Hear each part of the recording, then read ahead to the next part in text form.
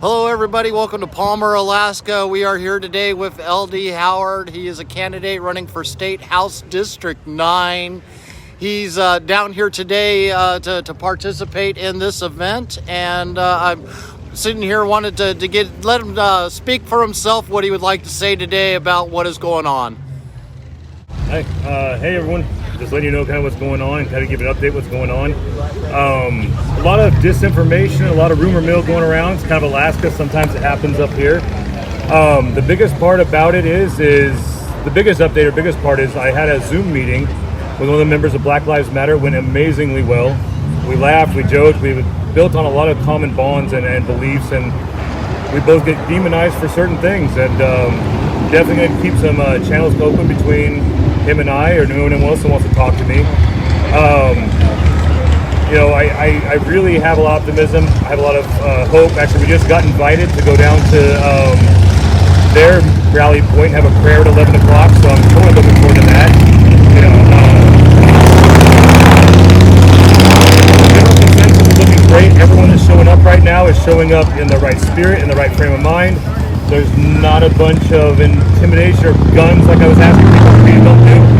And I've had backlash of that even from people that are more in my community saying, you're telling us not to carry guns. I was like, no, you guys know I'm about as pro-Second Amendment as anyone can get. I'm just saying don't be foolish and escalate the situation.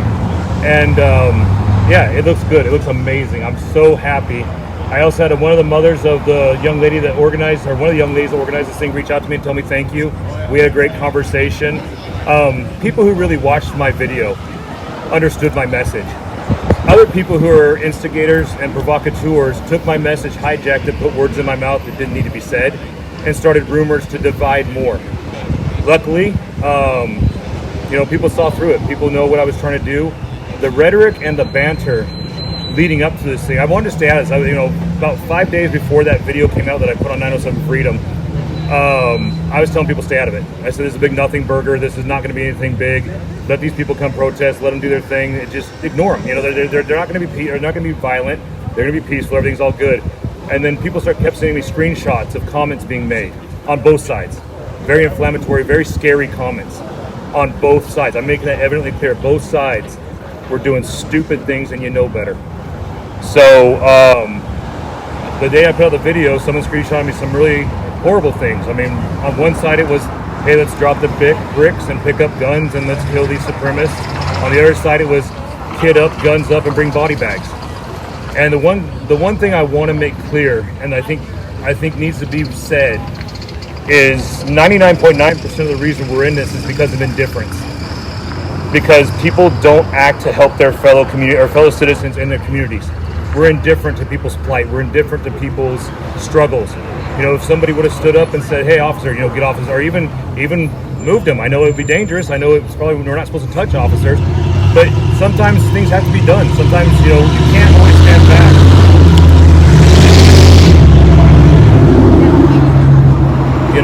There's indifference is so dangerous. We saw at some of the other rallies, there's a group of black men that protected an officer who got away from his unit.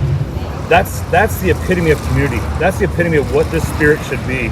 And so it was really disheartening to see even some of the leaders of this community saying, oh, Luke thinks he's a cop, or Luke said that Palmer PD wanted to deputize him and he wanted these powers. And I was like, where are you getting that from? If you watch my video, please watch my video. That way you can laugh at some of these people.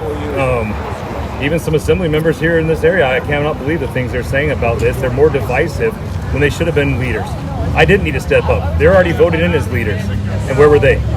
It's kind of sad that now they still take my message and attack it, on my message of unity, and saying, cooler heads prevail. Come on, guys, stand down.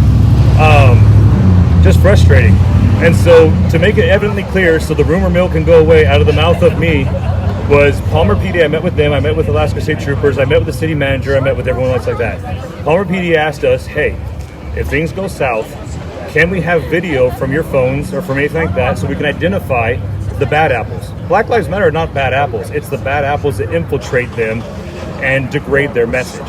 I said, sure, we'll make whatever video available if you want to find, whatever people are causing problems and demonizing their movement, or demonizing their cause. Sure, I'll do that. And he said, oh, by the way, I said, hey, we're going to have rovers around, just keep an eye on everything so you guys can do your job too, and it's not having to keep an eye on all this stuff with all this chaos going on.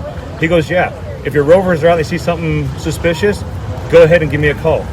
So when I said that Palmer PD and Alaska State Troopers were happy for us being involved, it was because they know that we're trying to lighten their load and we're trying to keep people safe. And the other big part of it was I have a voice with the 2A community. I have a voice with the freedom lovers. I have a voice. People have seen what I've done for gun rights here and what I've fought for and for freedom. And so I needed to step up and tell people that know me or people who look to me or trust my opinions to tell them stand down. And like I said, I'm just frustrated that other people didn't. Other people who profess to be leaders or profess to be whatever didn't step up. And so I know this is not politically expedient for me to do this, of all the things I should be campaigning right now, but I'm not running on political expediency.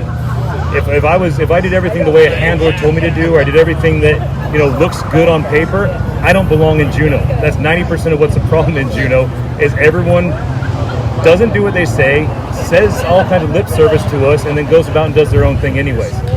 Political expedience is not important to me. It's integrity, courage, and freedom. Those three words mean everything to me. And community. If you're not willing to step up into your community and take those sticks and stones and say, oh, he's saying this, oh, he's saying that, and trying to demonize me and rabble rouse, how are you going to be in politics when everyone's like, oh, are you going to stand up for the PFD? Are you going to do this and that? Of course I am. That's part of integrity. It's the fact that the PFD was a promise between us and the state, and they stole it from us. Accountability, courage to ask the hard questions. Accountability is the big thing. This state needs an independent inspector general.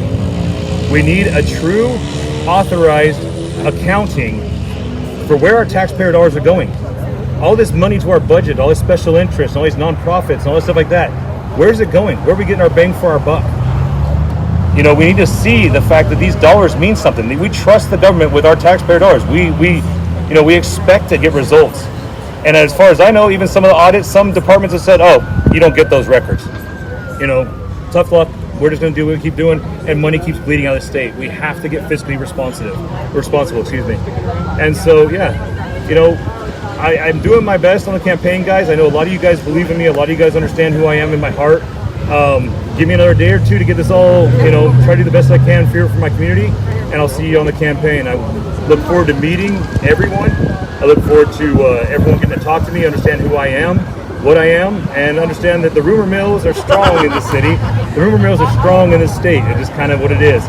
But if you have any questions, feel free to contact me, whether it be at 907-FREEDOM or Alaskans4LD.com, whatever you want. I'm an open book, guys. I'm as transparent as you can see. Politic and we've been to numerous events. We've had great talks. He can probably attest that I'm about as open and outspoken and as real as it comes. So yeah, I heard it. Thanks, guys, and anyone else that wants to come, but just come in the right spirit. If you want, come with us to pray. Make sure it starts right. Make sure it ends right. Hopefully, we'll clean up the community as we go. Give the city a little boost of cleaning the neighborhood up, and then hopefully we go have coffee. I drink dark roast. We'll have fun with it. Thank you, LD Howard. Again, this is LD Howard, who's running for State Senate seat, District 9. House seat. Thank you. And we're down here today at the protest here to show our support in different directions for what we believe in for the Constitution and our rights that we have here in America. Thank you all for joining us. I will be live streaming periodically throughout the entire day. When the event starts at 11 o'clock, I will be going nonstop from then on out. Thank you very much, and don't forget to share.